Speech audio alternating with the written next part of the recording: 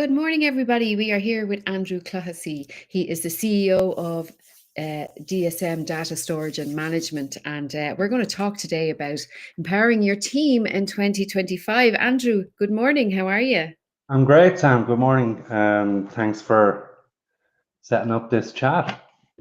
Well, Delighted to be here. I was excited because I saw your newsletter. You did a LinkedIn newsletter all about empowering your team in 2025.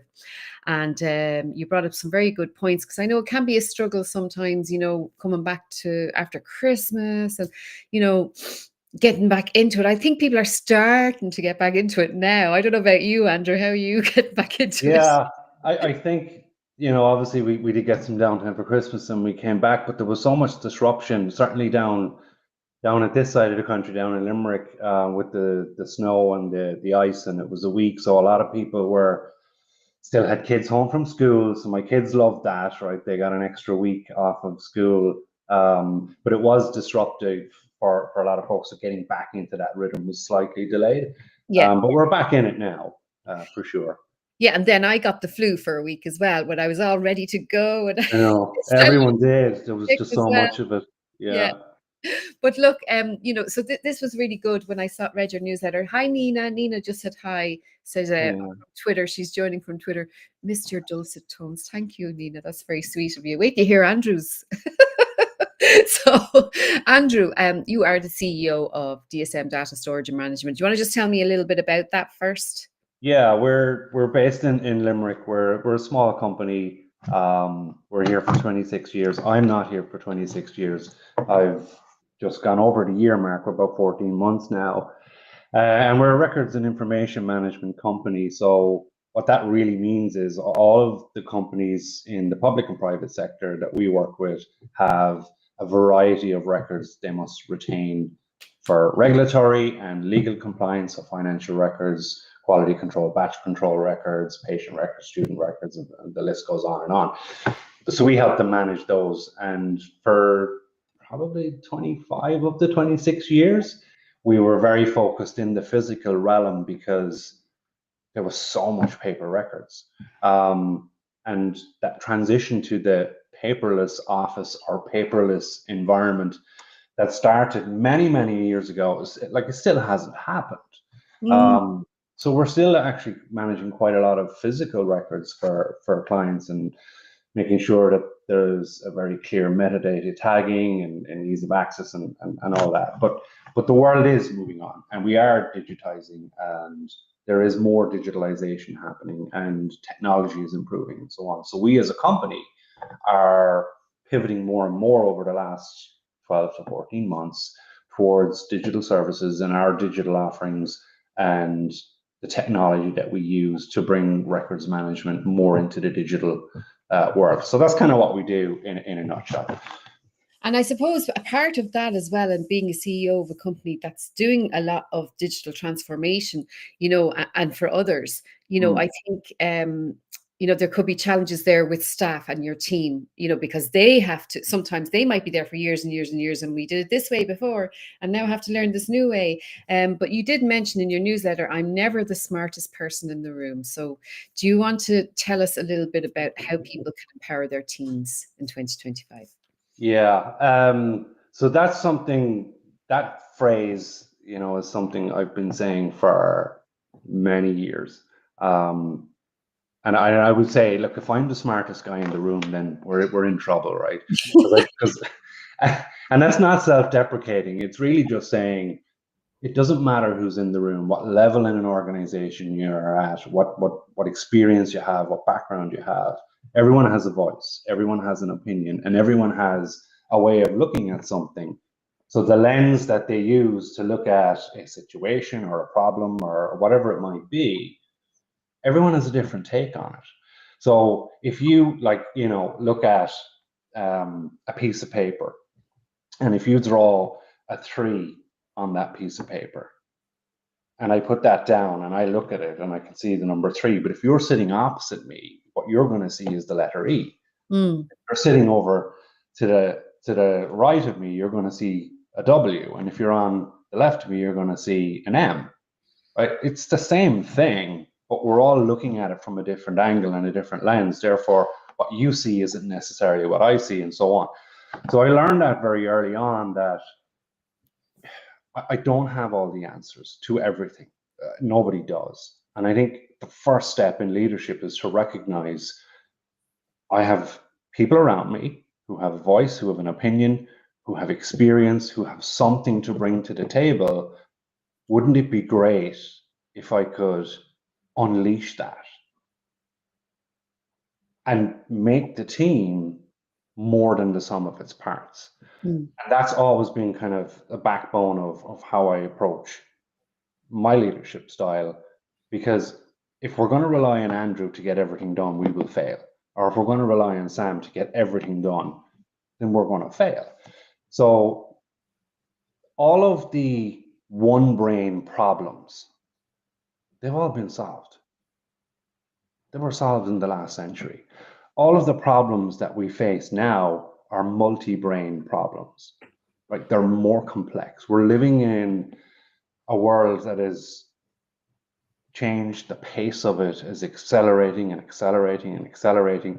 So all the things we need to contend with, even in a small company like ours, like, the list is, I often say to my son, I have 1 million things to do. And he's like, really? You have a list of 1 million things on it? And I go, well, it feels like it. So, but there's so many things, there's so many complexities. So if any of us are trying to do it alone, chances are you're going to end up failing. Now, failure in and itself is not a terrible thing. We learn so much from failure, but that's not the type of failure I'm talking about. So for me, why not kick the year off with, what are we doing about empowering our team this year? And for us as a company, I started 14 months ago in the company, and we set out, a whole program of change. And that program of change was me having a view of where the company needs to go, right? What's the vision for the organization? We need to pivot, digitalization, and so on. And what are all the things that we need to do? What's that kind of gap analysis to, we'd love to be over here in the next 3 years, but we're here now. So what does that path look like? And what are all the moving parts that need to come together? And what will success look like? And having that discussion with the team, because as you said at the outset, some of the team here have been around this organization for quite a while. So I was asking them to kind of start to move in a new direction that was a bit unfamiliar for them. But the only way to do that is to ultimately empower the team. And what does that mean? It means giving them the authority, giving them the resource, and also the confidence to meet the objectives that we've set out. And that's important, right? So I look at that in terms of the authority, and I would often sit down with people and say, all right, how can I help? What do you need from me? And I would always do that in 3 ways. One, do you need me to get out of your way? Right? Am I kind of blocking you? And that comes often in the guise of micromanagement, right? And micromanagement is a surefire way to kill trust in your team. Yeah. Right? Because you want to create that environment of trust and safety and value, where I feel like I can voice my opinion. I know what we need to do. I have the tools and the resources and the know-how and the confidence to do it. And Andrew's letting me do it. And he's not on my shoulder, and where are we at? And what's going on with this? And what's the next step? And did you do this? And did you do that? Because straight away they're going to feel like he doesn't trust me. He's checking every move I make. And it's important to build that trust, but it takes time, Sam. Yeah. I mean, I came into this company where the team didn't know me. So they're like, okay, this is a new guy. What's he about? And I'm looking for opinions, and they're kind of looking at me going, it's me you're looking at. And I'm like, yeah. They're like, oh, one, well, we haven't had an environment where our opinion was always sought. So we had to build up that kind of trust and confidence. But two, they're looking at me going, who is this guy? What's his agenda? What's he all about? And you're going to get to learn to know me and know how I operate, and then build that credibility and that integrity that when he says something, he follows through on it. And if he says he's not going to micromanage, now he's not micromanaging, he's doing what he says he's going to do. And that credibility as a leader is important to building trust, along with the not micromanaging. So let's say, for example, if someone is watching, and by the way, hi Dara, shout out to Dara who says hello Dara, from LinkedIn. And then we have Evelyn as well hi she's down Evelyn. your way, she's down your direction. And Nina is joining us from the UK. So, you know, like for people who are maybe, you know, new start, new year, is there, okay, what's coming up? Okay, Valentine's Day is coming up, St. Patrick's Day. Like, what would you do? Would you start planning things for your team, or how do you start to empower your team? Do you hold a meeting at the start of the year? Like, where do you start, Andrew? We actually start before the year begins. So what we do is we sit down in our final quarter. We're obviously looking to how we're closing out the year and looking to finish strong. But we start our budgeting process for the new year well in advance. So we're looking at, okay, well, what's the budgeting process look like? And that's informed by what's all the run rate stuff that needs to happen in the business to keep all the day-to-day going. But ultimately, where are we with our objectives and our strategy and our goals and our vision, and what are the programs? So last year, for example, we had 47 programs of improvement across the organization. Now remember, we're a team of 15, and that was spanning our security posture, our facilities, our safety, sustainability, our IT stack and technical capabilities, business development, and people, our HR posture and our people engagement posture. And we'd set all different projects. Some were smaller than others, right? But we set a lot. So 47. And we achieved, in the year, we achieved 32 closed, completed, done, move on, what's next. Brilliant. And 8 more were in train, kind of longer term. So some of these were large, some of them small. So out of the 47, we had completed and had up and running 85% of the programs. Now that's a lot of projects for a small company, right? You don't do that by Andrew doing all that, or so everyone in the team was brought into varying degrees in different projects, and we had that success. But when we looked and we said, okay, so this is where we're at. What's in plan?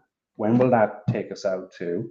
What's next on the planned list? There was another 8 behind that. So we had 15 projects coming into this year that were already on the plan. And now, because I don't like to waste time, we've added another 12 projects to that. So we're now into this year with 27 programs. And by the end of this year, we will be 59 projects. We're almost at 60 projects at the end of this year that we will have tackled and completed, all going to plan, right? So that's an immense amount of work, but it's grounded in we as a company cannot continue to rely on traditional physical records management into the future. The landscape is shifting, the world around us is changing, and our customer requirements are changing. So we're doing a lot of work around listening to our customers, understanding what their needs are, where they want to go next, how we can best support them. And if we don't have that service capability today, how do we build that out, and what are the things we need to do? So we sit down and we do those strategies, and we look at the pillars in terms of what does it mean for our security posture, our facilities, sustainability, the people, IT. So we look at all these categories, and then there's got to be funding conversations. So we do all of that. And then I look at my key leaders in the team, and we start to shape out, this is going to be your primary area of responsibility. Here are all the tools and the resources and the people that you need. And we have those discussions, and then we give them ownership and say, now go manage it and own it. And that's been, a force multiplier in terms of change this year, because in a small organization, I'm sure you can appreciate it's often, sure, there's just one budget. We're a small company, and just whoever's running the show makes all the calls. I don't do that. We agree at the outset. Off you go and manage to your budget. And if you need to deviate, let's have that conversation. But off you go. So even now, in the first few months, that new process, I was getting, so we need to do this. I'm like, okay. So are we good to go? I'm like, we already had this conversation. It's in your budget. It's approved. Are you deviating? No. Carry on. Yeah. And now they're not asking. They're saying, okay. People have to get used to it. Yeah. They might be like nearly like kind of afraid to make the decision or work on their own initiative, but you're giving them that power, which is lovely, because it's like, no, I trust you. You're actually telling them that you trust them and you know that they can do it, which is lovely. It's important as well, Sam, because I've had this debate with some business owners who are within similar sized companies and going, you have to have your arms around it and you have to know where you are. And I agree 100%. There's no better man than me. I love a good dashboard. I love a good set of KPIs, right? I'll play with data and analyze it all day long. It's not the stuff I should be doing, but I'm sure I love it, right? But it is about saying we do have measurements. We do have KPIs for the business and we do have certain trackers, but I don't need to question every one of those all day long with all the people. We have our check-ins. So the team understand these are our goals, these are our objectives. These are the tools and the resources I have available to me to make that happen. These are the measurements that will tell us if we're successful or not. And that's it. And we look at those things on a monthly basis.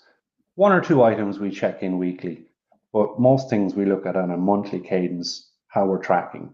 Because in our type of business, looking at things every day or every week, like the needle isn't moving in enough, and you can't form. You need to take more longitudinal views of certain programs, and it just depends on the scope of what it is we're doing. Longer term programs, looking at those every day in terms of how it's tracking may not tell you a lot. You may need to be coming up a level, that helicopter view. But it's about ensuring you've got those parameters and rules of engagement, that this is how it works. And in order for me not to micromanage, we have those clear goals, the clear measurables, we know what success looks like, and we'll talk more about the outliers. So what we expected to happen happened, great. Did we achieve more than we expected? Let's celebrate that, because that's a success, that's a win. And I think we're often, I had this conversation only last week with somebody, and they said, at the end of a thing, you do the post-mortem review. And I said, just that term, that language, is so negative. We do a post-project review. We celebrate the success. We look for where the wins are, because when your synaptics in your head, when you're building on success, building on your strengths, building on the positives, you're going to have a far more likely chance of a successful outcome in the future.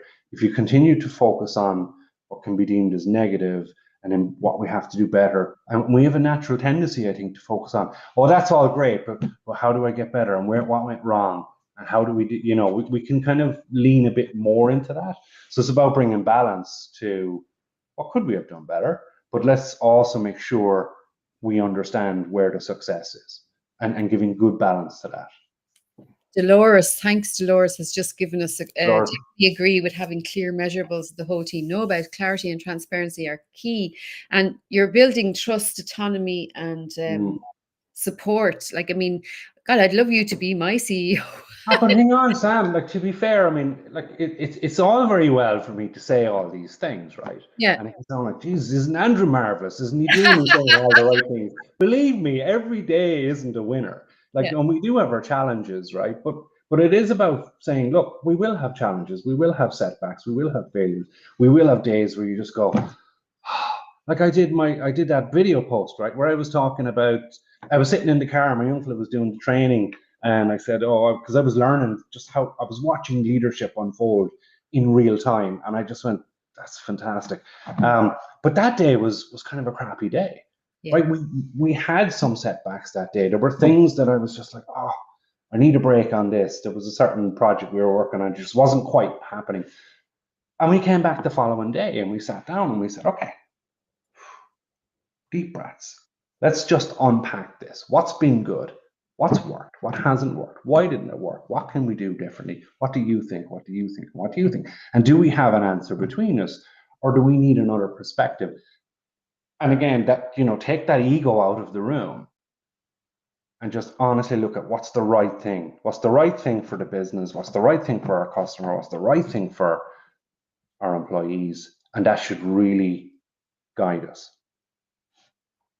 But Yeah. every day isn't easy. You can make it sound like just do all these things and it's grand. But we're dealing with people and we're dealing with humans. Mm. And when you put people and humans in the mix, Mm. life gets in the mix because everyone has stuff going on. So how you turn up today Mm. won't be exactly the same as how you turn up tomorrow because we're all shaped by stuff that's going on. So we need to be cognizant of that as well. Mm. And that's why it's well and good to say, isn't it great? But all I'm doing is I'm saying, if we keep going in this direction with this type of approach, we will have successful outcomes more than we will have negative outcomes. And that's what I'm seeing play out over the last 12 months that I've been here. Brilliant. Well, thank you, Andrew. Is there anything else you want to add before we wrap up? And I just want to say, Evelyn says, agree with your point regarding use of language, which can be habitual and easily changed if aware.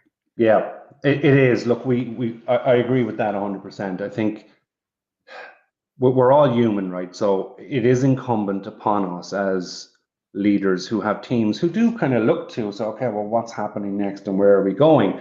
And particularly when things don't quite go your way or there's setbacks, that you don't have this doom and gloom, oh, we're in trouble, guys. Like it is about maintaining a real practical, optimistic outview of where we're going. To say, okay, we have challenge, recognize them, don't brush them under the carpet, and don't be, no, everything's great. There's no problem. You know, it is about being honest with people. And I think people appreciate the honesty.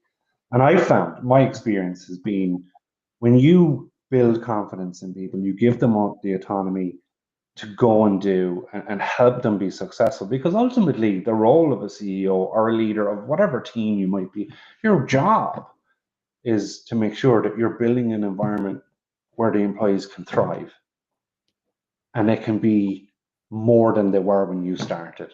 So if someone says, Andrew, you know, ultimately what your goal, my goal is ultimately to say, I should be making myself redundant. I shouldn't need to be here. The team should be able to run without my involvement.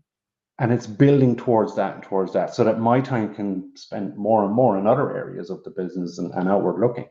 And my intention was in year one that I would not be internally focused. And I'm not.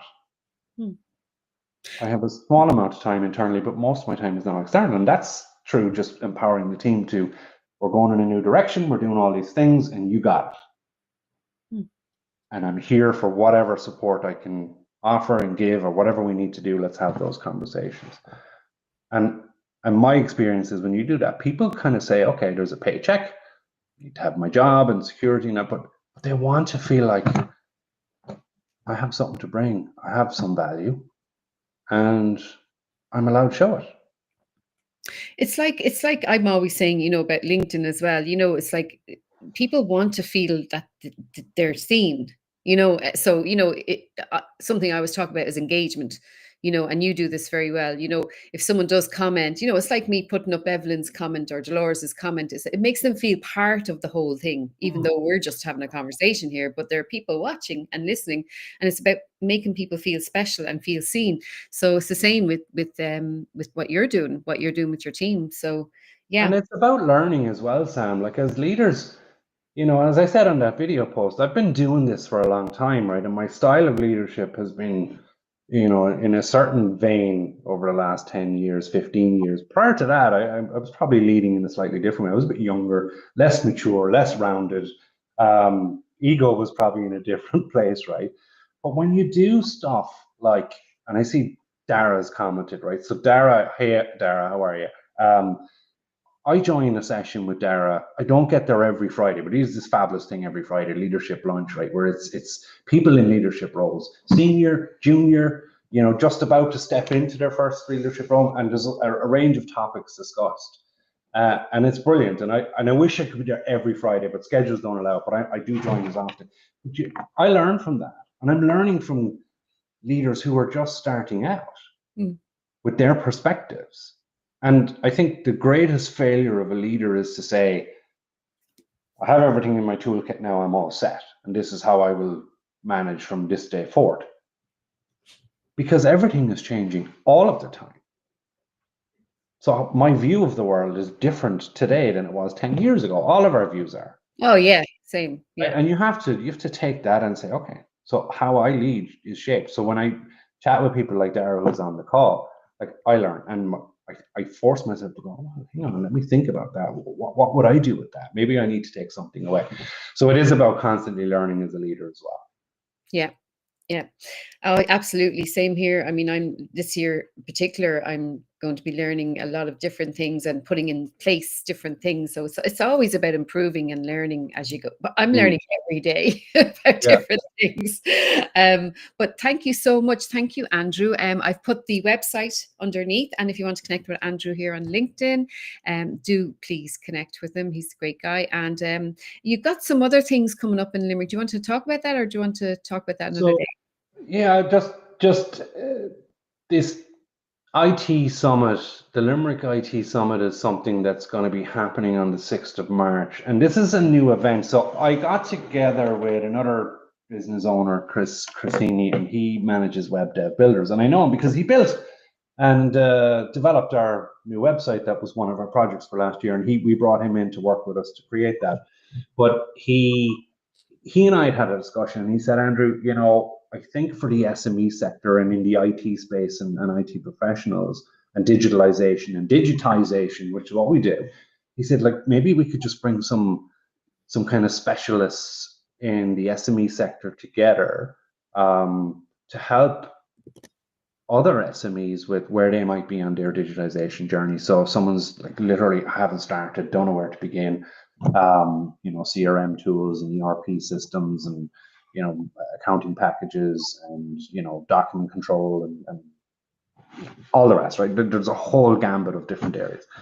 And he said, what do you think? And I said, yeah, it could be something kind of little small event that we do and just start to grow something in Limerick, because there isn't a huge amount of events that happen focused on the SME sector Really? in Limerick, right? So we said, maybe there's something there. So there was a few conversations, a few people, small business owners getting together and saying, yeah, we could do this and maybe this, and there was idea formation and so on and so forth.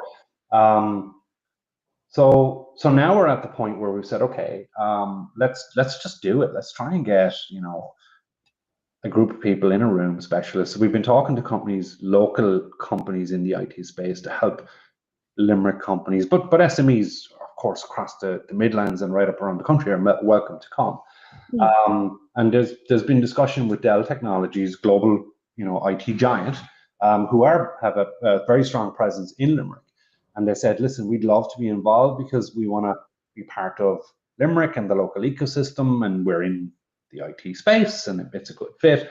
So they're going to host the event at their facility. They have a very big customer solutions space and they do a lot of events there. And they very kindly said, we would love to kind of partner with you on this and host it, not take the limelight away from what you're doing, but we want to help. So Dell are going to be involved, and Michelle Gallagher, who's the CEO of Limerick Chamber, is going to be our keynote opening. And then we have a few experts in both, I suppose, business, specialists in IT, and in the educational and research and R&D, research and development hubs, and educators from academia. So there's a wide mix of things happening. And it Great. is basically for SMEs to come and see, where are you on your journey? Are you starting? Have you made a bit of progress, but I need more help, or I'm a bit further on, but I'm actually stuck now. And there's just kind of different personas that come in, and they're kind of guided towards specialists that might help them in the area. So that's the concept, but we're still in the middle of planning.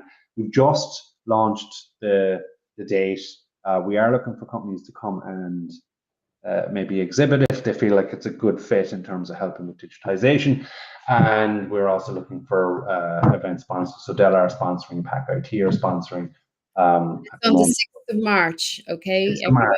6th of March is the date for your diary. Oh, definitely want to talk to you about that after this. Definitely. Look, it's great, Andrew, and it's great that you're getting out there and you're getting involved in these things as well. It's all great for the company. So DSM, are they a sponsor? Are they just... So we're bringing the event. So us and WebDev are putting this event together, and we're bringing it. So we will fund the entirety of the event. Now, if there is exhibitors that come and they pay a little fee for their stall, that helps with the cost. You know the cost of running. Oh, I know. I have the social media. I know. So, but Yeah. our goal is to make sure that we can cover costs, and we're partnering with Limerick Mental Health Association as our charity partner for the event. And anything that's made, it's a non-for-profit event, anything that's made out of it will go to them, because both Chris and I felt very strongly around mental health. And obviously, you know me, I'm a big advocate for managing your well-being and avoiding burnout in the workplaces. But look, there's a lot of people struggling with a variety of mental health challenges. And I think it's an area that affects all of us in the community and from an organizational work perspective. So it was just a no-brainer for us to partner with them. So hopefully we'll generate enough interest in terms of folks to exhibit, sponsor, to cover the event, and put any proceeds to Limerick Mental Health as well. I might exhibit with Social Media Fest. Yeah, we'll talk after. Yes. I could definitely help you get some exhibitors for that. Definitely. Okay, right. So folks, you heard it here first. If you want to go and check it out, I'll just throw the link under there if you want to have a look. Limerick IT Summit sounds very exciting. Well done. And Andrew, well done. Thank you so much for your tips and empowering your team. If anyone wants to reach out and message Andrew, I'm sure he'd be delighted to have a chat with you. Super. Thanks for the chat, Sam. Always a pleasure. Same here. Welcome.